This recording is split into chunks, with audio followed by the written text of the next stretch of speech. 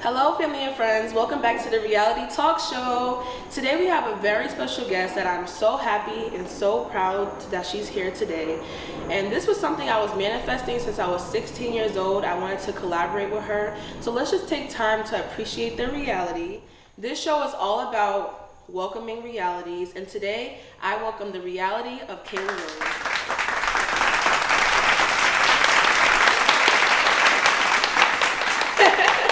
Thank you so much for having me. No problem, Kayla. So what have you been up to? Living my life, getting back to regular American society. Yeah, because she just came back from the motherland, guys. Yes. We're gonna talk about that though later on. So I meant to ask you, Kayla, is your last name really Rose? Yes. Wow, that's crazy. That's really crazy because I've never met anybody with the last name Rose except my kindergarten teacher last name was Miss Rose, but I'm pretty sure she faked that just to come here. Some people literally think it's my middle name. Really? Yeah. I thought it was your middle name. Yeah. Is your family Jamaican? Yeah. She was Jamaican. Yeah. That's probably where she got that from. But actually, my last name comes from my great grandmother in Trinidad. Oh, wow. Her I'm name sure is that's Florence awesome. Rose. Yeah. What? That's where we got it from. We have so much in common. I Yeah, like we're that. here. No, I like we're that. here. We're here. That's why I'm so excited to do this. Yeah. Actually. So Kayla has a streetwear brand named Cozy, and if you guys never heard of Cozy, you've been living under a rock. Really though. It originated in 2020, right? Yes. In 2020, everybody in Long Island was rocking Cozy, and that's when I was like, I gotta get mine. It took me a little while because I was saving, but I got my Cozy, and then my sister stole one sweater, and then the other one is lost in Baltimore. But my question for you is, where did the creative process start for Cozy? Like, what made you think of, oh, I want to start a brand, and how did it come about? So it's so interesting that your first question is this because I actually was looking through. So I'm a really big person with handwriting. I change my handwriting a lot. I can tell by the way I even wrote on this book that I'm very young when I'm writing this. And so when I was doing Cozy, it really came to me as me practicing my signature. I'm practicing how I'm gonna sign my name because I'm coming into building womanhood, and I wanted to definitely have a professional mark on the world. And so I wrote out Cozy because my friends used to call me Cozy K. Oh, really? And I wrote out streetwear underneath it, and I was like, you just did something. Right. So from there, and I was literally in class when I did that. I'm talking pre-calculus class. So Not paying attention? not paying attention, God. scribbling. So after I did that, I was like, I had to think about what this kind of looks like for me. I've noticed in my life that I win when I just relax. And so I kind of let more ideas come to me. And as I just thought about what means something to me, and I wanted it to mean something to other people, Cozy came along, and I was literally at my job. I used to work at the European Wax Center in Garden City. And I was on my job, scribbling on the notepads that they had there, just thinking and really brainstorming about what it would look like to me, and it all came together, and that was Cozy One, my first design. Wow. So you have those drawings in your book? I don't have them in here, but I found some interesting notes yesterday. Hold on, I literally bookmarked it. I think maybe I was told to make a list of something that I wanted, and literally, there's not the drawing, but it's just right. Writing. Girl, I can't draw. This is exactly how everything looks for me I too. can't draw either. I try to find friends. I try to stick near the artist. I'd be like, hey, you bored? No, literally, shout out all the black creators out here. We're gonna actually we're at the end. We're gonna take pictures of your book Okay, and send that to me so I can actually put it in there. Absolutely. Yeah, I'm gonna send you all the pictures. Where was you born and raised? So I was born at Winthrop Hospital. Okay. And I think that's in, what is it? Her parents Mineola. had money. Yes, Mineola. And I was raised in Unionville, New York. So yeah, big shout out Unionville Knights. You lived in Unionville all this time? Yes, I did. I don't know why I thought you lived in Freeport. I live in Freeport now. My dad lives in Freeport. But Oh, okay. He's from Hempstead, so. Oh, okay. And what high school did you go to? I went to Long Island Lutheran High School. That's Okay. all the way. That's in Hashtag Brookville. Lehigh, right? Yeah, Lehigh. It's in Brooklyn? Brookville. Brookville. That's closer by Oyster Bay area. It's crazy because I was thinking about this on my way here, and I was like, yo, I literally used to resent my parents for sending me to Lehigh because I wanted so bad to go to school with the people that I lived around. Right. But if I didn't go to Lehigh, I wouldn't have been able to play lacrosse.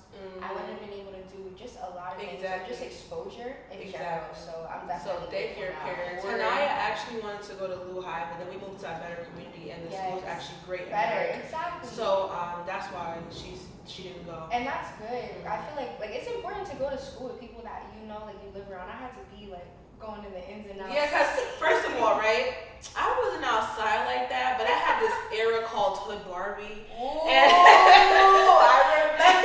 like, Hood Barbie company at that. yeah, I turned it into a whole lifestyle thing. Yeah. And it's still like, but I'm turning into something more deeper than meaning, you know, so I'm working on it.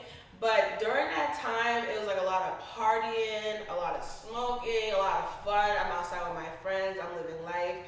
And yeah, that was like my rebellious stage, as Lauryn Hill would say, rebel. And like anything my parents told me to do, I was like, hell no, I'm going this way. So like this is when I started going outside and having ghetto scholars started throwing parties.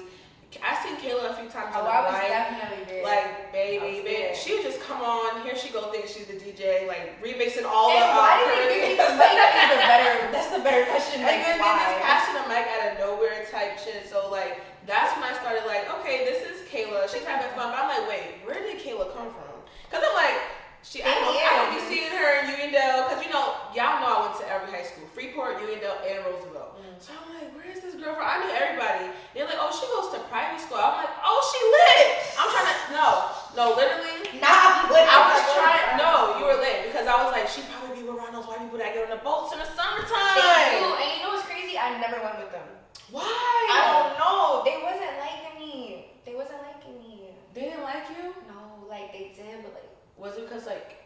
Cause I just know who I am. I always did. So they're very cliquey, and like you have to follow along, or they'll be like, Rebecca, did we say we're wearing skirts today? You can't sit with us. Like no, literally, actually. You can't let me come in heels, and then you didn't wear heels today. Like I That's really how they are. I know the BS. I've noticed that about myself. Like I'm really not a cliquey type of person. Like I love people who just like I go everywhere alone. Yeah. I could meet up with you here. We could maybe go somewhere together after that. But it's like I really don't move in schools. No, I don't do that. So did you go to private school and middle school too? Yeah. So I went to the only public school I went to was Kayla. I went to Kayla for kindergarten, and then I went. Do you know Westbury Friends School? No.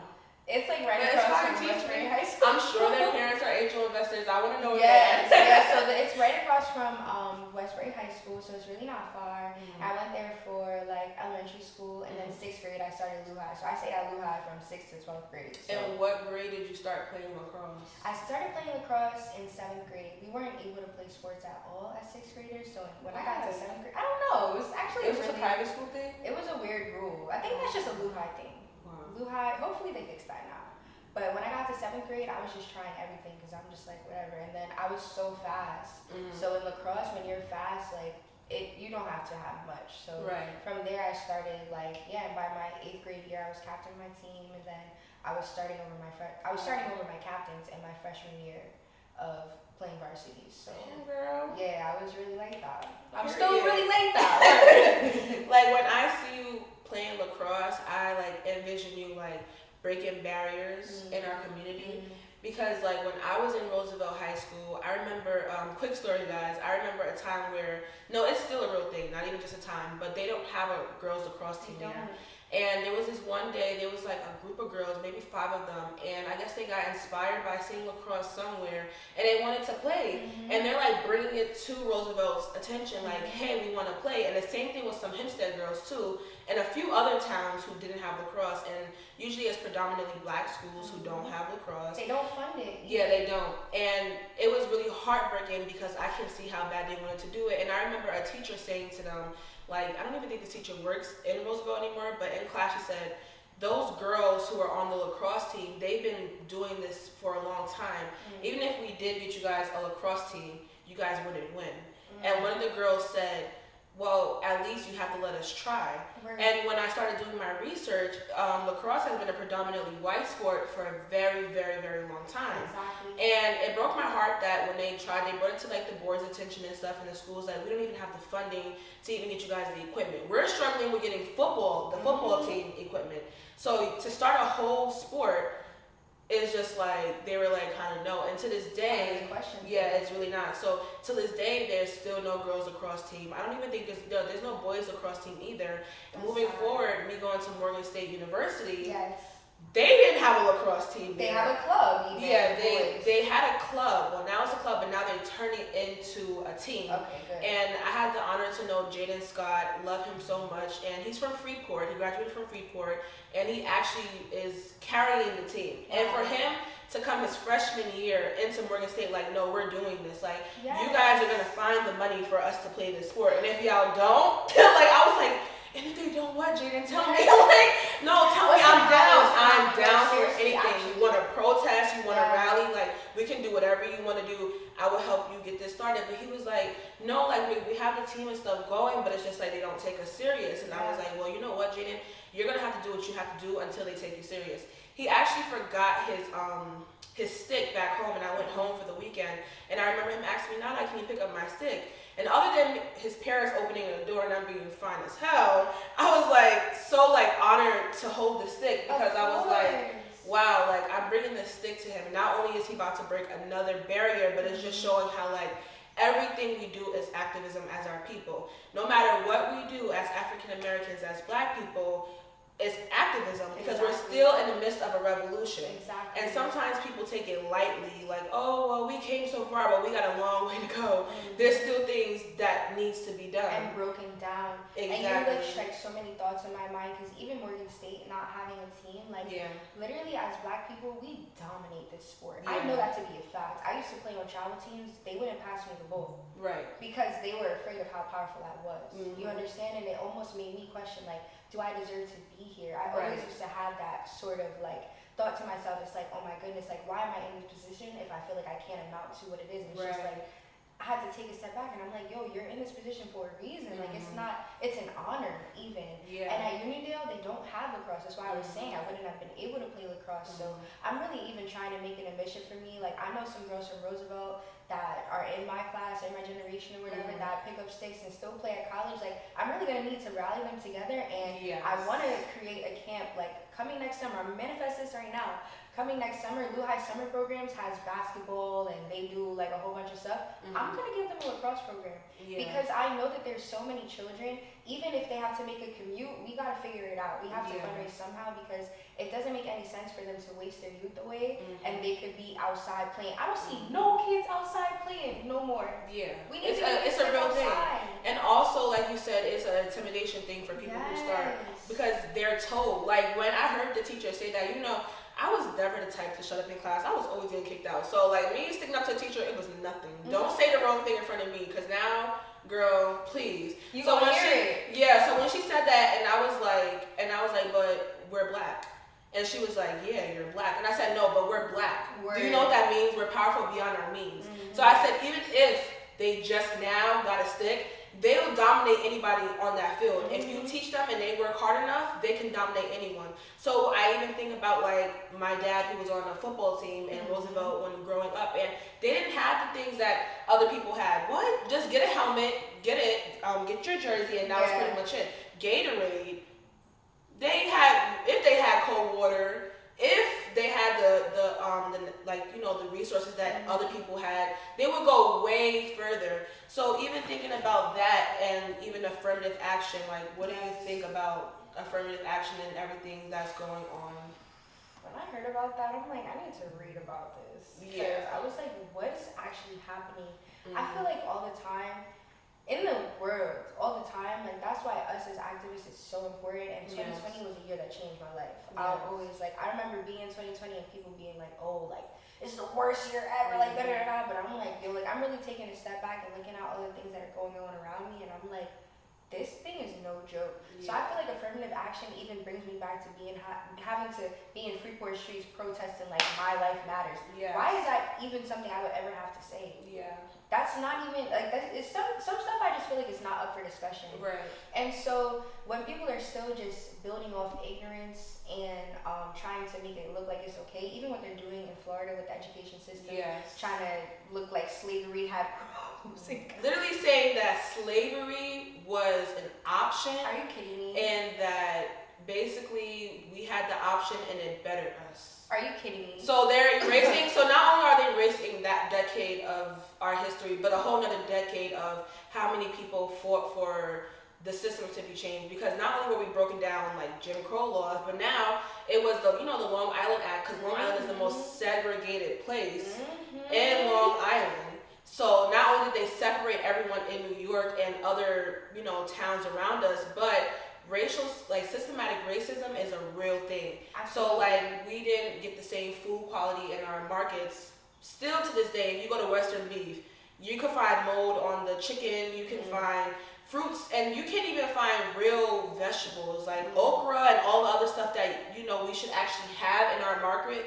Like they're only limiting us to oranges, apples, bananas, fake lettuce, and so we go to Trader Joe's now. So anybody who's like in this area, please. And they tell you that Trader Joe's is expensive. It's not expensive. It's actually the same prices as the food that they're giving you there. So don't limit yourself. And that's what I want to say with affirmative action. Yeah, they're always going to try to break us down, but what do? We always come back 10 times harder. That's why they even have to give it a new name every single time they bring it. Every single time. It's the same thing. But what you were saying about Long Island like being the most segregated place, that's so important that you said that, because a lot of people, even when I go to school, right, and I tell people, they're like, oh, where are you from? I'm gonna just tell you New York, because I know you ain't never been to Long Island, right? Yeah. But then they're like, oh, where are you from? New York? They think it's Times Square. I'm like, nah, I'm from Long Island. They're like, oh. And the city's segregated. Hello?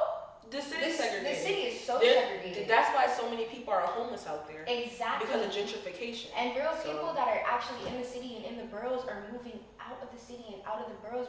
Whatever. So I tell them I'm from Long Island, they're like, oh, that's not really New York. And it's just like, the thought that people have that are not even from New York, that like New York is not even really New York. It's an in-state thing, right? Yeah. I can beef with somebody in Brooklyn, and it's like, you feel me? That's cool because you're still from New York. You cannot be from Chicago telling me I'm not from New York because I'm from Long Island. You've never been to Long Island. They don't know how we live out here. It's still very real. It's not that I'm disconnected from the reality of life because you think I live in the suburbs. Look where we are. Are you kidding me? It's definitely segregated. So people have to know like the history of things. Like before, even I don't even know all the history of Long Island, but what they did to this land, what they did to the people that were living here, like we're still having to learn about that and reap the the outcomes of the disaster that really happened here. Like my dad tells me all the time, like on this land, people used to be able to plant and harvest everything. Right. Like tropical fruits that we gotta go to Brooklyn in the street to go and get. Like so anything that's really happening here is man-made and it's not natural to this place. So I feel like this is a very historical place. Like I'm proud to be from here. And people need to put more respect on Long Island. Stop doing that. It's Strong Island, okay? First of all, the crazy thing is the first time I ever heard Strong Island, I was in Delaware with my boyfriend's on his uncle. We were in Florida, like a family vacation. He kept saying Strong Island, and I'm conscious of how strong my back is. So I'm like, is he trying to come for my back? And I'm eating too. I'm high as hell with the chicken. I'm like, first of all, don't ever come for my back, you big back motherfucker. I was like, you look like a whole whale. You just want to get on him? No, I did. That's the problem. That's the problem. And I'm like, nah, let me calm down. I'm sorry. Did you mean Ashanti and Remy Ma? My fault. And like people from Long Island, they only know it as Strong Island. So I'm like, oh, okay, that's what he meant. But like I was saying though, like everything we do is activism. Even Ali being behind his camera right now, he's a black photographer, right? Gordon Parks from 1940s to 1970s, he was the first African American photojournalist, and he paved the way for even Ali to be accepted in this field. So right now we're paving the way just as like people from before us are paving the way. If we stop today, there won't be nothing for our people tomorrow. Exactly. And that's really why we just have to keep going. So things like affirmative action, we can't let it stop us, because I just came back from the NAACP Boston Convention. And when I tell you the things that you hear about black people, this was my first convention. I've never seen so many powerful black people in one room at a time. I literally sat back this time because I wanted to view everything that was going on. We have people working on climate change. We have people working in the president's office. We have people working in the music industry. Every aspect of what you think we're not, we're there, and we're dominating that field. And I was like, wow.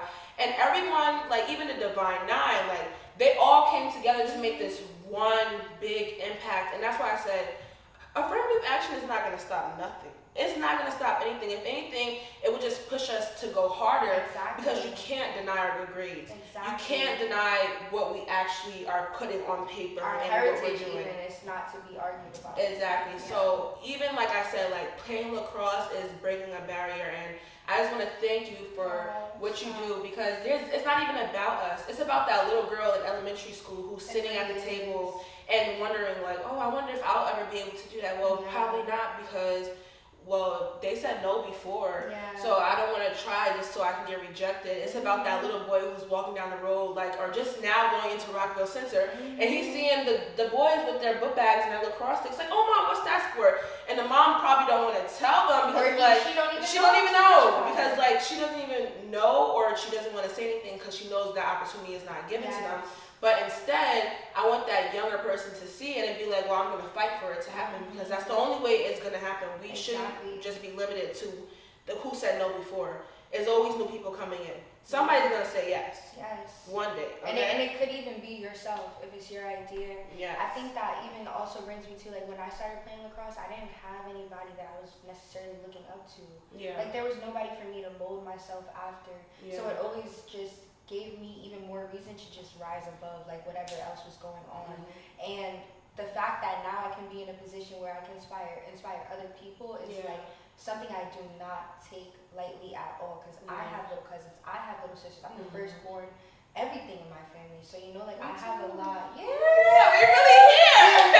That's what I'm saying. So we have so much to give up and like amount to, and then so much to give others too. So like for somebody to be little and see themselves in me, that's all that I want, because it's like now you can grow and grow and grow, and you can be your own person. You're gonna surpass me at some point. So it's a blessing. Yeah. And how's your college experience with lacrosse versus what you went through in high school? Yeah. Like, how's it now? Now that you go to HBCU, you're surrounded by a whole bunch of girls that are color skin playing. It is definitely so different. Even how we're looked at as a team is very, very different. I would say that right now, as of right now, we could use better, I guess, like, not really publication, but just like getting out there. Because sometimes I meet people at school and they're like, I tell them like, oh, my name's Kayla, like I play on the lacrosse team. They're like, we have a lacrosse team? And it's like, Howard University is not a new program. Right. It's 20 years in the making. Okay. I did not know that. You know, so it's like, okay, I'm glad to give you new information, but it's also like that is a shocker to me when people don't like know what's going on. So I think that this year will definitely be a breaking year where we're just like breaking all ground and we're covering all grounds, and we're getting people to come out to our games no matter what the weather is, and you know, getting our like social medias up if that's what it takes for people to come out and support us. And just walking around campus as a team in y'all uniform with y'all sticks. Really though. And just even if you guys like do little events like, oh, the lacrosse team is passing out this or whatever, because then y'all throwing stuff to people with y'all sticks. That's lit. I'll come to Howard. Listen, to see Morgan is not that far. It's not that far. See, I'm not going to Morgan this semester. I'm actually transferring because I don't want to talk bad about the school, but I wish I would have just went to Howard. Okay. Yeah, I gave I don't know, it's just me.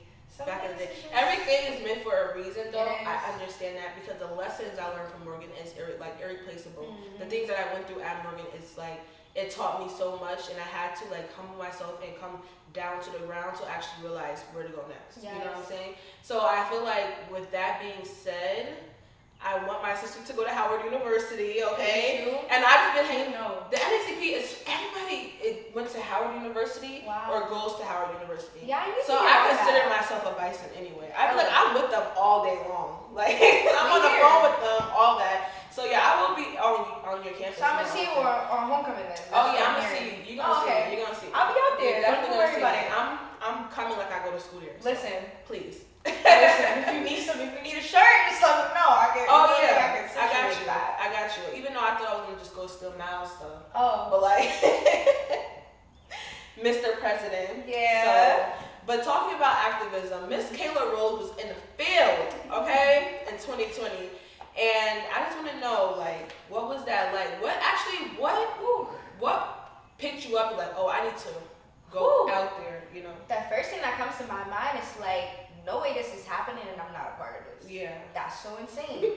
So if it's like how we were talking about Ghetto Scholars Party, Matthew's throwing something, I'm gonna go support my brother just off the strength that I love him. You know what I mean? So it's like, do I love myself? Do I love my brother? Do I love my dad? Do I love my sister? Do I love my... Of course I'm gonna get out here and I have to, like, I live right here. I can hear these people from my bedroom. Why would I stay sleeping? Yeah, You gotta wake up at some point. I can't talk about things that I don't live. That's not the type of person I am. So it was everything to me to get out there, and because I needed to see like what's going on, and I not even like how you were talking about how you had to take a sit back. I wasn't even doing too much talking. Of course, I'm no justice, no peace. Like I'm on that, but it's even like I'm listening to all that's around me, and it's like it moved me so much to see all of these people that came out to just show their face and even just be like, this is not okay. I had to be a part of that. I remember my dad told me, he was like, like he was like, what's going on right now? Protesting is not really gonna do it all. That's how my parents were too. They didn't want me to go. Yeah, no, he didn't want me to go either. He was like, people have to die for what you're talking about to actually come into fruition. And I understood that, but I also understand that there's different avenues of success, and that I have to do my part. Like if speaking is your thing, then you speak. If walking is your thing, then you walk. But find your avenue to be able to help us all reach this ultimate goal. So I had to do what I had to do. I was like 19 years old. I'm outside. This is like a party to me. I'm having fun. I'm having fun. Me and my friends, we outside. And it was the first time I saw a lot of my friends in a long time because of COVID. Wow. So I was I was like, it's nice today. Meet me at this protest. And it was good because all the protests were outside, obviously. And like you said, find your avenue. So even I seen older people, like, cause I led 4 protests in Long Island, and I seen older people, like in the beginning, just passing out water bottles. I can't be out there because if they pepper spray anything, I'm gonna die. So they're finding their avenue on how to help those. We had people who were like, even like white people, Spanish people, they're standing there like they're giving us water from their store, like literally out their fridge. And I was so grateful for the cold water too, and the Gatorades and everything. And it reminded me, I'm like, so I really love just seeing everyone come together. And it reminded me of like even how the Jewish were supportive. And sometimes we sleep on the Jewish people. We say, well, they run everything, but they also help our community a lot. I have my blue pen. So it's in a bag. I forgot to wear it. I have my pins today for everything that I represent. But the Jewish organization, they are helping a lot. And even they gave money to just like for lawyers and things that were going on. So thank you to them. But it definitely took a village. And that's one thing that I really love about BLM, Black Lives Matter, is that it's not just Black lives contributing. Yes, it's to put an emphasis on Black Lives Matter, but so many people understand why we're saying Black Lives Matter, because they took away the matter. It was just Black lives, and they try to say we didn't matter. So that's why we were out there, and just some people were saying like, they didn't understand, like, what are we doing? Like, they're not going to change anything tomorrow or today. It was more so the impact, I feel like, and it's ongoing still, like us doing this, like this is art right now, and it is activism, and what we're creating, like even this space for people to come and visit, for people to even be in, like we are continuously building on the purpose of what we really came here to do. I feel like things like that, like it connects me to my highest self. It gets me closer to my most active spirit, for real. It was a really great experience, and I was sad because we went to different protests. But we were doing the work though. Yeah, we were doing the work, but like I was like, dang, seeing that I don't even know. I'm like, maybe I think one, which was on Sunrise Highway, we were just separated. That was and really it was hard. so many people. That was really the thing. Wait, was that when we were like underneath the tunnel? Yes. Yeah. It was a that because the thing is, we came from Roosevelt and Freeport, so we had a Roosevelt Freeport one, and then the people who were coming from this way started that way. So it was like 2 different protests just combined. And then you had the Trump supporters on the side, which is crazy because like that video in Merrick, I remember seeing it. Didn't make no sense to me what the hell was going on at that point. I was like, ever makes sense. I'm like, are y'all trying to start? What are y'all trying to start something? Do y'all want us to rebel on you because we're not here for you? We're not here for you. That's another thing. It was never It was never quite was. literally about peace. And then they felt intimidated. So they're like, oh, they want to come out there with their flags. Yeah. We're gonna come with our Confederate flags. We're gonna come with our Trump flags. We're gonna come with our guns and all this stuff flags. And they set up like maybe like the Ram trucks, maybe like 30, 40 Ram trucks, like just down by the. I remember seeing them where the train station is. Yeah, right by the train station. That whole entire parking lot. Yeah. Was just filled with signs and trucks, and I'm just looking like, like ignorance is really bliss. And I can look at that stuff and I can really laugh because it's like you don't even know what you're doing. Like you're actually just a tool, actually. So. And another crazy part was some police officers marched with us and they knew they were going to lose their job. And some police officers stayed and they just tried to protect their precincts. And the thing was, I seen the difference. And I think some people feel like we were attacking them by advocating for us. And I was like, that's when I took the megaphone. I'm like, before we even start to even start a war, let me say what this is really about. No, really. So I'm like, we all need to take a knee and let me explain why we're here. We're not here to be against you. We're here for you to join us. Because I don't think all cops are bad, okay? I don't think everyone who supports Trump is racist. I think that they believe that we're against them. Yes. And that's why I try to explain to them. And I'm like, officers, by you standing away from us and like with your badges and like these whole big things, like we're gonna do something, it's like actually the opposite of what we're trying to do. We're actually trying to get you guys to come along and fight for our lives, because if you know what's right and you understand that our lives matter, then somebody who's on the job who is actually a racist, you're not going to stand by what they're doing. If you have the chief, if you have the chief who's telling you the wrong thing, you're not going to stand by what they're doing, because you actually got to know our soul, you actually got to know our heart, and seeing that we're not thugs, we're not bad people, we're just trying to fight for our lives. Like, literally, that was it. But you didn't just stop in Long Island. Your freshman year, I was like, this girl don't stop. Like, so there was like a tense situation going on at Howard University, and the students were sleeping in tents. And I seen you posting pictures, and I'm like, this girl don't stop her activism. And I love that. No, it doesn't. So I was like, as a freshman though in Howard, I don't even think myself that I would have the balls to have done something like that, like stand, because I know that people were saying that you guys would get suspended. It was a whole bunch of threats, and I'm like, her freshman year, but Kayla went, and I don't know if you slept in the tents with them or anything like that, but you can just tell everyone like what was going on. Yeah, so it was the Blackburn situation we had going on. It was really just a lack and shortage of students, enrolled students in the university. They're not like trying to transfer. They're not, they're students at the university, not having housing, just not having proper, like, I guess, certain just things you need. Like, I don't know, you're traveling to school to DC, like everybody's not from here, the DMV and stuff. So I was like, no, this is not okay. I'm in a specific organization at my school, which is like, it's Pan-African, like anything, social party, whatever. And they were really the ones like forefronting the thing. They actually started the sit-in, and I was like, oh my gosh, like people are actually doing this. So I couldn't be physically myself inside of the building, but my best friend Jaden Rogers, who just graduated from Howard University, actually stayed in there. So I was like assisting her, bringing her whatever she needed, like whatever it was, chargers or something from her room, because once you get in there, you're not leaving. You know that you're not leaving. I couldn't stay there personally because I had practice every single day in the morning, and so it was kind of like it was a bit of an inconvenience for me, because where that Blackburn, like, it's a student center, but it's also like they have like a food thing in there. So like where the field is, that's the closest food thing to the field that I can like get something to eat and have breakfast before I like have classes and stuff.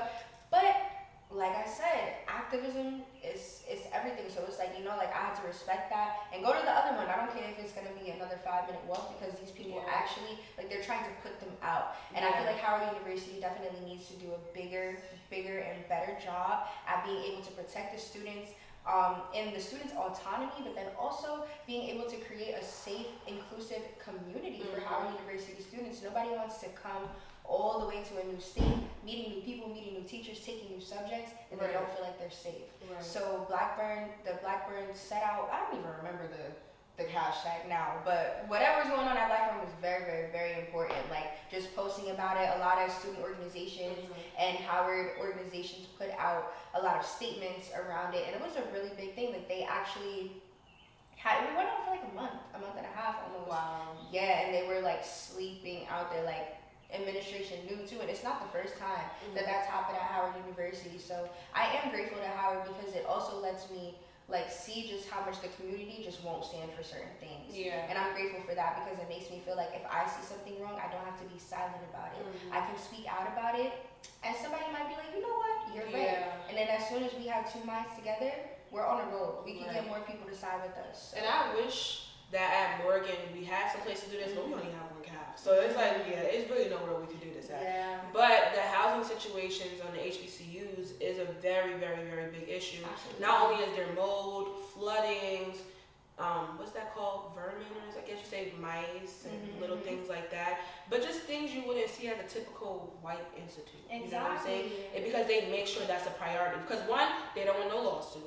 And two, the parents are not going to send their children there, and they know that the parents are paying hard working. And that was another thing. It was for us too, because aside from them not even being provided housing, it was like the housing was like not equipped to be able to house them. And it's just crazy because even I think as a junior at Howard, you're not guaranteed housing.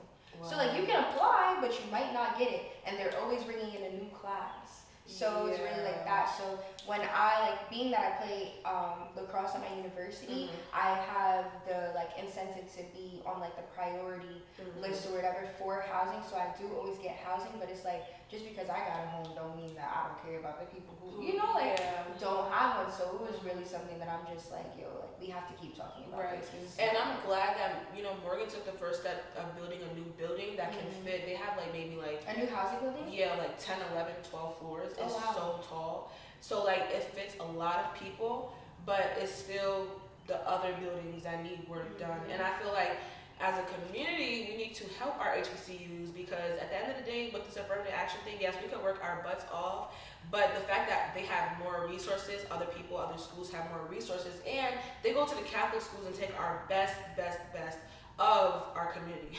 They go there to all the #1 schools and all the private schools, and they take all the black kids that have the highest scores, the highest IQs. Even the best athletes. Exactly. So we don't even get the best of our community. So it's even if we did, we would have so much more money and so much more funding because damn, we have all these great people, but sometimes we get not the bottom or whatever. We get the people that are up there, but it's just the fact that we as a collective, it's not always everybody's up there. Everyone's coming for their greatest purpose. You know what I'm saying? So as a community, I feel like we should do more of donating and giving to our HBCUs because at the end of the day, they're the only ones really accepting our students and putting them on the pedestal to get them where they need to go.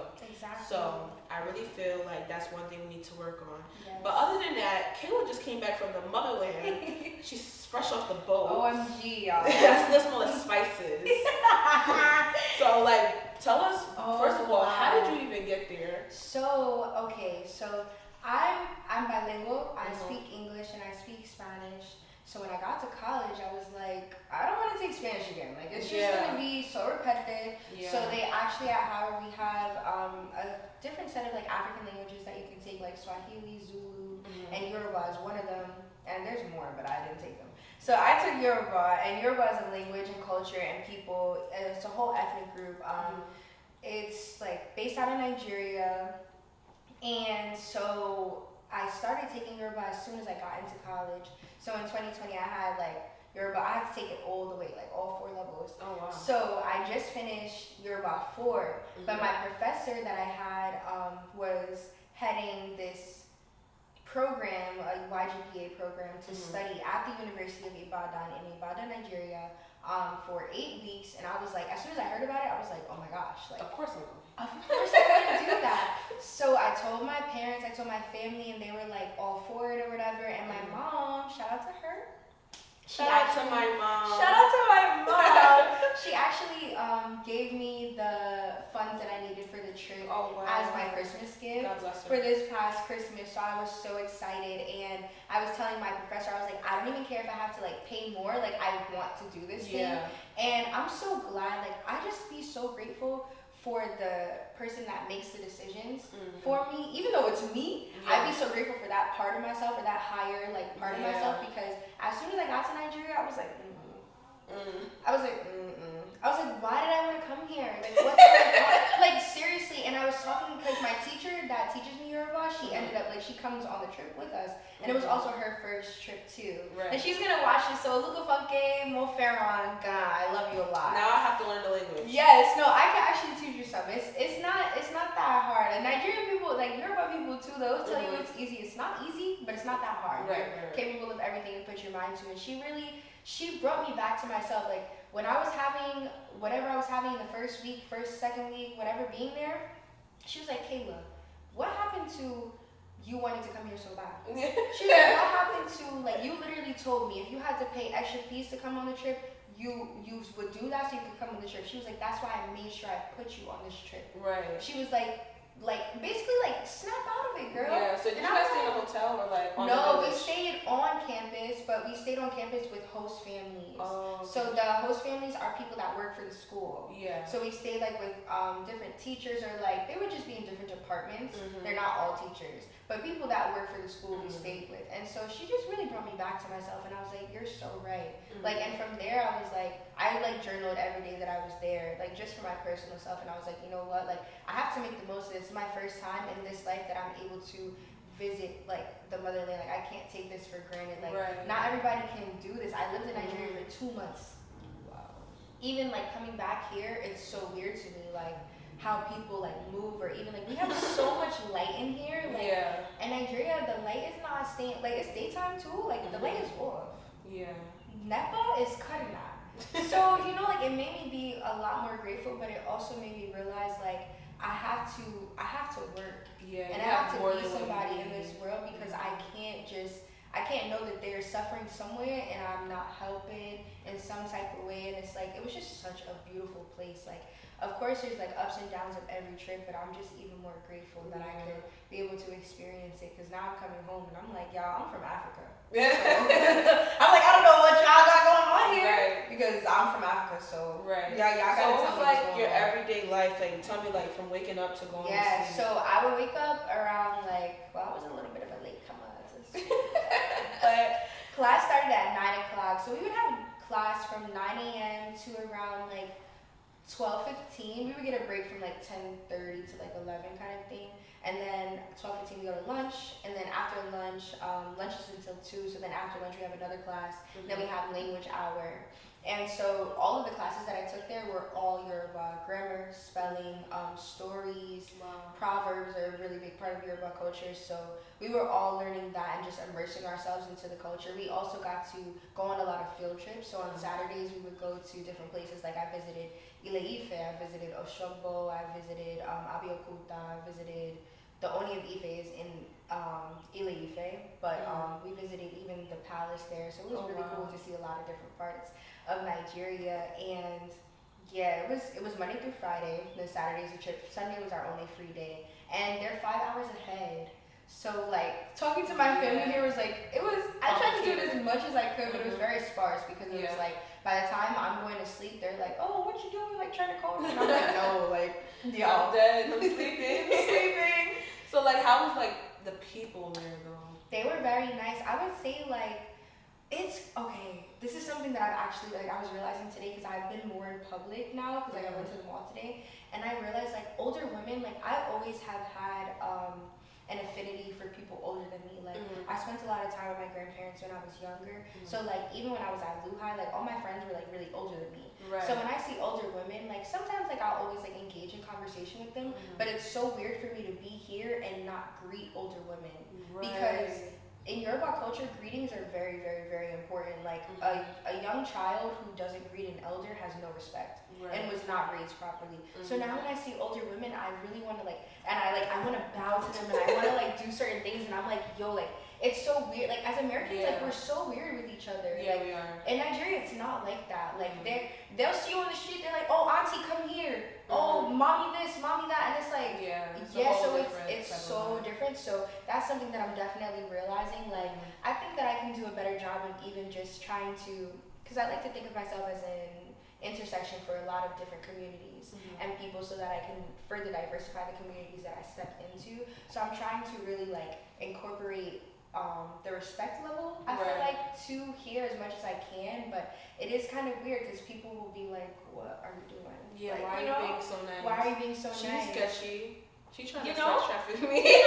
Like, and no, because and America's been through so much. and That's it gets why. like that, and it's like in America we're so skeptical of each other, and it hurts us more than it does us good. Yeah. So like you journaled your whole time out there. Yeah. So what was like your deepest thought while you were there? Like something that like you even remember yourself thinking? Because I know as Pisces we think, we're creative, like we're illuminative, and we always have that one deep ass thought that comes back with us and sticks with us forever. I feel like my first thought when you just asked me that question was, I want to go home. Was my deepest thought, but a thought even deeper than that was like, I have to connect back to myself, to the self that was in December that wanted to fast forward to this trip so bad. Like connecting back to her, like looking around and being like, you know, like, why am I actually here? Yeah. For the first time, for the first week, I meant to say, when I got to Nigeria, I was having so many dreams. It was because I was taking malaria pills, so those give you like crazy dreams, but I stopped taking them because they were making me so sick. That's to fight off malaria? Yeah, like with the Do they make you like shit a lot? What is it? Does it make you like shit a lot? Yes. I don't know why I stopped. Yeah, I stopped doing it because I was like, I cannot feel like this. Like it was making my experience worse. But I remember like I was having so many dreams about me fighting. Like it was weird because I don't really have dreams like about battles? me fighting. Like, but it was weird. Like in my dream, I would be fighting, but like if I touch the person like this, like they just like, it's like I KO'd them. So it was fighting like that, but I was like, every night when I go to sleep, I'm fighting in my dreams, right? So I told my language partner, who's actually a Babalawo, and he told me, he was like, yeah, like, people back home are like wanting you to come back, and you need to fight, you need to fight that. Like, these are people that they're not trying to, they're not interested in your growth. They're trying to take you back to what you're used to, and I was like, listening to him, I'm like, you just want me to stay here. I'm like, you just want me to stay here. Like, you don't even know, like, whatever. But the type of person I am, I'm going to listen to people. And especially if I can feel that you have good intentions with me, because as Pisces, you already know we mad. Like, that's what I'm saying, we here. So it's like, when I listened to him, and I was like, yo, like, it got to me to my 4th and a half or 5th week, and I was like, he was so right. Like, I'm so glad that I can even have people around me. I think that's the even deeper thought, that I'm glad that I can have people around me that bring me closer to the highest self that I know I can be. Like, that remind me of who I am. Regardless of the calls that I had to make home, I still could find grandmothers and mothers in the women that surrounded me. And that was something that was so, like, I'm even getting chills right now thinking about them because I miss them so much. Like, being able to see them every day. And it's just people that will really pour into you regardless of where you come from. They don't even care, right? What they don't know me. They don't know me at all, you know? Yeah. But it's like, they want to give me something, and that is wisdom and knowledge and experience, and it's no price I would not pay for that. Well, I'm glad you fought back, you know what I'm saying? Me too. Because it is a constant battle, like being young, finding your direction. Like, you know what you want to do, you know where you want to go, but then sometimes, like, when God favors you, the devil also favors you. So it's a constant battle of, like, okay, because, like, see, the devil, he'll pour those thoughts and he'll whisper in your ear, and it'd be like, oh, is that God telling me to do this? Oh, I feel like I should do this. But your heart and your morals and your character in the book will guide you to where you really have to go. So that's why I feel like going to the motherland is so important. And even when at my lowest, when I felt suicidal, when I was maybe like 14, 15, I remember like speaking to African ladies a lot. And they would braid my hair. And I remember like talking to her about what I was going through. And I called her auntie too. And like it was just me and her in the shop. I actually been going to her since I was 6 years old. Oh, that's so that's like really powerful, so like always having her like around, like going to get my hair done and stuff. It was always like a venting session with her. So like telling her like what I'm going through and stuff. She's like, you gotta stop letting people's pressures get to you. You have to stop letting people's negative energy. Stop listening to people. Like, first of all, look at what these people are doing with their lives. Look at what you're doing with your lives. If it doesn't match up, move. Everybody is not here to stay. There's seasons, she'll tell me. There's literally seasons where people are coming to teach you something. Learn from that person. If that person came to be fake to you, learn how they was fake to you. Don't let it happen again. And if can prevent anything of letting that person who was led by the devil, if you can learn anything by what they've done and taught you, or how they talk to you, how they interact with you, learn that. Why? Because that's not going to be the first person that comes to your life and tries to rampage everything. Exactly. So she told me, like, madness, what she say, is always around, but you have tough skin. And I used to think, oh, African parents are so tough. No, because they understand. You have to have tough skin. Like, this African mother that I know, and you know, she makes her son wake up every day at 5 a.m. to go running. Because even though he may think, oh, nobody else in America is doing this, so what? You don't have the same opportunity. If I would have raised you in this village, you wouldn't have the same opportunity as you have today. So what? You woke up, and like you said, you could turn on the lights. You can go get water and ice out your refrigerator at the end of the day. So take that as an advantage, but always, now you have to work harder. Not just because, oh, you're in America, but because you have more resources. And not only do you have me, but now you have coaches and a team who actually wants to see you win. So one thing that the coach has always told me, that's why I was like, bring me back a rock. Because, no, I literally texted her. She's already on the plane. I was like, oh, I forgot to tell her. Pregnancy brain. I thought I texted you like 3 weeks ago. Bring me back a rock. Because, like, I felt like actually might even have something for you because I bought so much stuff. Call me. I'm going to pick it up for you. Because I was like, even if it's a rock, it would bring me to where I want to go. You know, I always told my mom, I never even been to Africa, and I told her I don't want to live in America. And I know it makes me crazy. I said, I don't have to live in Nigeria in the village. I can live in Ghana in the city. I can live in Lagos and like I can live in the city part. I just don't want to live in America because I just feel like, even like when I said I was going through suicide, I had dreams about like a sea, and it was in Africa, and it was like, oh, you need to go into that sea, like cleanse your body in that sea. And it may just have been a dream, but it stuck with me my entire life. But that's also somebody's talking to me, like, for real. Like, that's why I love sleep and I love dreaming, because it just, like, when I wake up, I have such good ideas. Yeah, me too. I have such good ideas on my sleep. Pisces. Yeah. You be urgent. Don't hate because you're not creative. Really though. Big mad. Come on. Give some inspiration. We could create together. Wait, when is your birthday? March 5th. March 5th. I'm February 25th. Okay, my brother's birthday is February 24th. So we have a lot of Pisces. Yeah, my dad's a Pisces too. He's a Pisces too. I would love your house. Yo, it's probably fun. Yes. Girl, it's probably fun. Yeah, it's fun. It's all real Pisces. Fun. So wait, what's your mom's zodiac sign? She's actually a Capricorn. Okay, so it's a good environment. Yeah, I like that. It's like I like that. So other than that, oh guys, we're actually at the end, but we're about to make Kayla perform for us though. Oh, what is it? Because our last episode was about letting go. Okay. And you actually have a poem about letting go, and I know you do. OMG. It's in your phone. Yeah, wait, let me find it. And I didn't listen to her poem when she said, you know, the crazy part is I didn't see that video until actually I recorded episode 3. And I purposely made her episode 4 because her favorite number is 4. So literally I was like, okay, let me put this on episode 3. Episode 3 will literally, well, you guys are not going to see this, but it's already out now. It was posted 3 days ago, basically, in the sense that you guys can see it. So I seen it, and she was like, this is a poem about letting go. I said, pause. We'll hear it on the show today. Yes. So. And you know what's so funny? That was like one of my first times like doing poetry at like a space, and like it was curated and everything. And the person that recorded that video, as soon as I started saying my poem, the camera cut off. And I'm like, I want to see the video. Yeah, because you know the poem, it cuts right there. Like the video was over at that point. Oh really? That's why I was so confused. And I paused it because I thought you were gonna start. No. That's why I was so confused when everybody was like looking at it and like commenting. I'm like, I didn't even say nothing. So it was impactful, that first line. No, you were so giggly, like, hi, yeah, because I was mad nervous, y'all. This is a poem that, so I write so much. But before you even get into it, right, like, what actually made you start doing, I think it's a Pisces thing. I think it is too, because I be having thoughts. Yeah. I be having thoughts. And it's like, if there's nobody to hear me at the moment, I at least want to be able to hear myself. So I love to revisit and reread the things that I'm writing. And like I look at the date and I'm like, OMG, like I'm almost remembering how I felt in that moment. It's almost like what I owe to myself to be able to be expressive. And I always believe that if I go back on how I felt in a moment or how I acted in a moment, it waters down my character. Because I acted and I said what I did for a reason in that moment. Even if in the future, in 10 years, I'm like, I'm looking back, I'm like, like whatever. I can't hate on myself in the past, you know, because I had to do that to even get to the 10-year-old me or 10 years forward me. So I love to write because it's literally documentation of my life and things that I'm very forgetful. I don't remember a lot of things. So it's really important for me to be able to like look at something like Snapchat. I love Snapchat because my memories.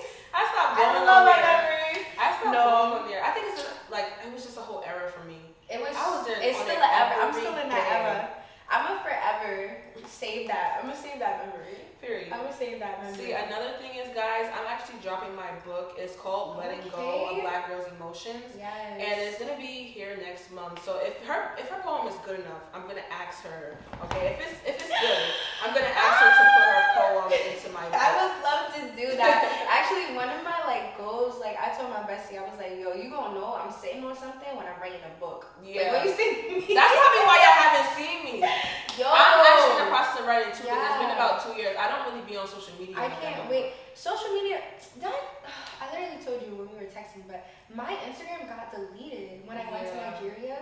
Wow. That was a blessing in disguise for me. I promise you. Wow. Like, okay, it was a lot of memories. You know, I love memories, but it was a lot of memories I had to let go. But even now, like, not being perceived is so important to me because you have to see me in real life. Yeah. You have to see me in real life. That's how I am too. Yeah. Like, and also, I just feel like sometimes social media can just like it's energy coming through the phone.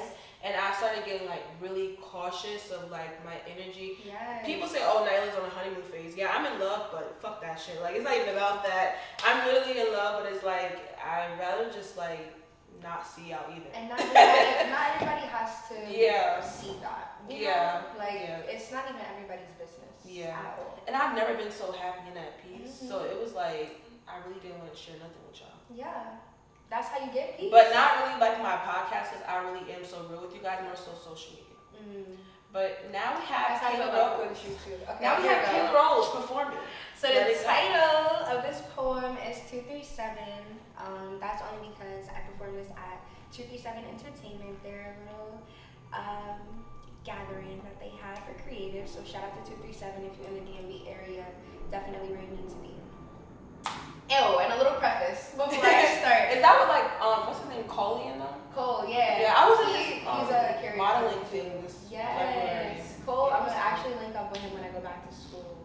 Yeah, great people. But I started the first part of this came because I went to I had walked to CVS or Walgreens or something like that to get hair dye for myself, Splat. Yeah. I went to go get that, and then I had ordered an Uber back, and the Uber was 444, and then Uber said 444C, that was a license plate and other things, because not enough numbers. You probably screenshotted it. Yes, I did, and I have it somewhere in my memories and in my camera roll. But I was like, yo, I just thought to myself, and no journey that I ever go on am I traveling alone.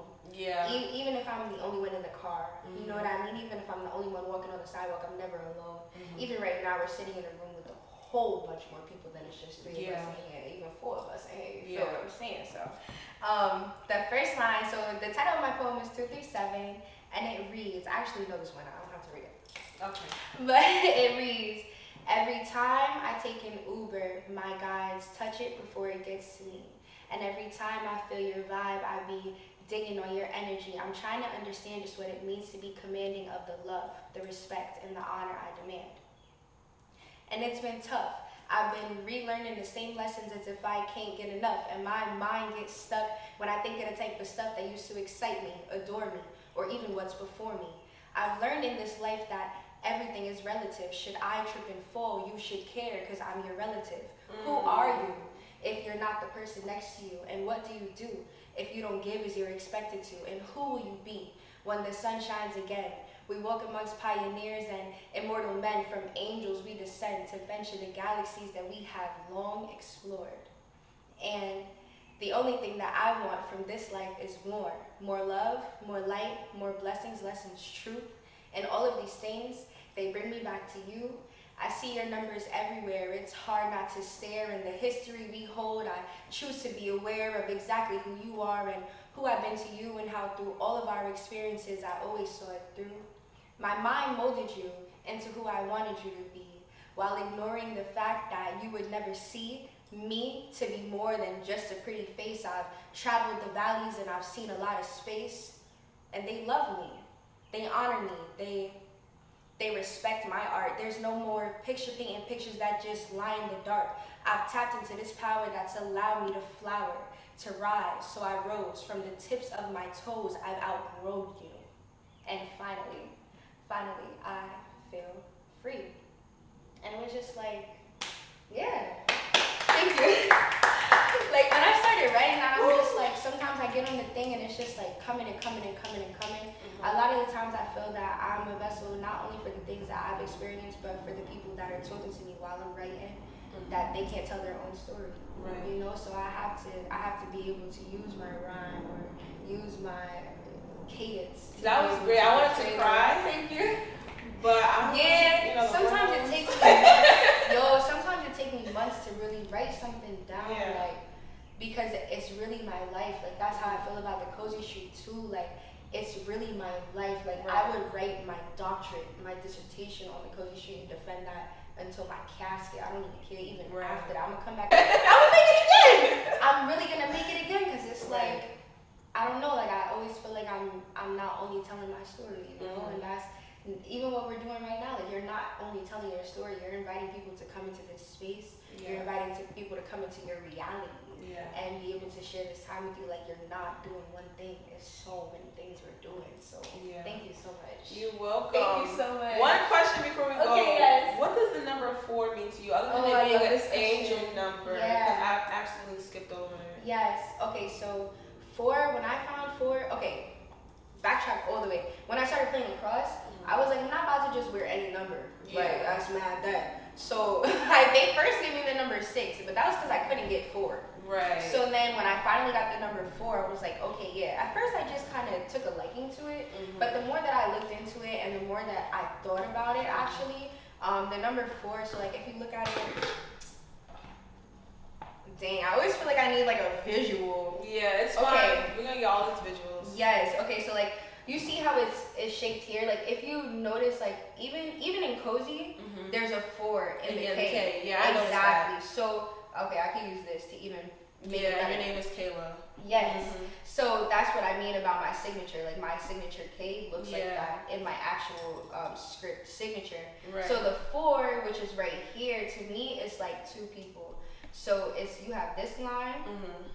And you have this line right here. Right. They only meet at one point, which is right here. So how I envision that point is like, for example, let's take me and you, right? We've already been interacting, right? But we meet physically, like right here. Yeah. This interaction will last for forever. Even after I leave here, we'll be in contact. You know what I mean?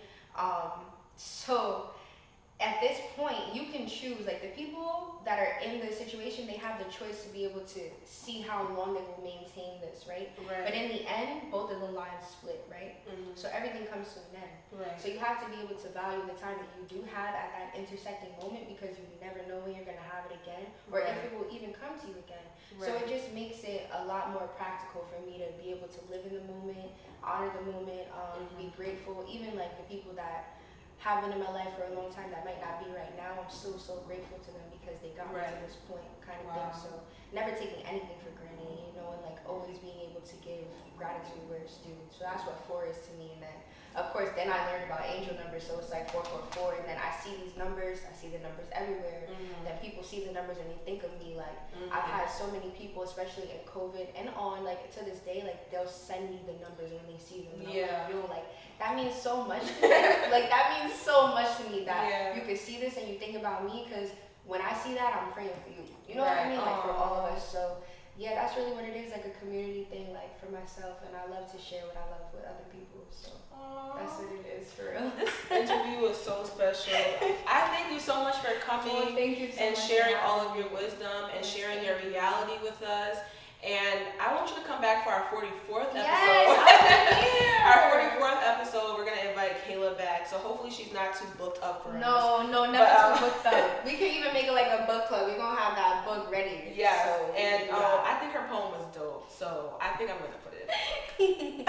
I'll send it to you. Don't even worry. Thank you so much for tuning in to the reality of Kayla Rose and Kayla Power. Mwah! Love you guys. Okay, and it's a wrap.